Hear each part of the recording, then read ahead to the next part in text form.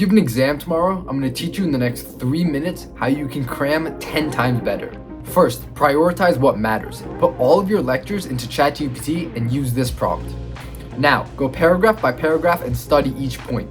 For every one, I want you to write a short, intuitive summary on paper or on Google Doc. I prefer paper. This is to get an intuitive understanding of everything. At the same time, use active recall.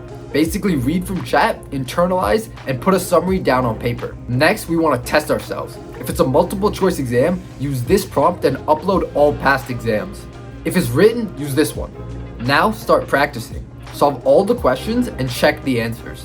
If you mess up or forget something, write down the question number, look at chat's response or your notes, and move on. At the end, paste all the questions you got wrong and use the prompt again. Now, if you find a topic that you're stuck on, don't panic.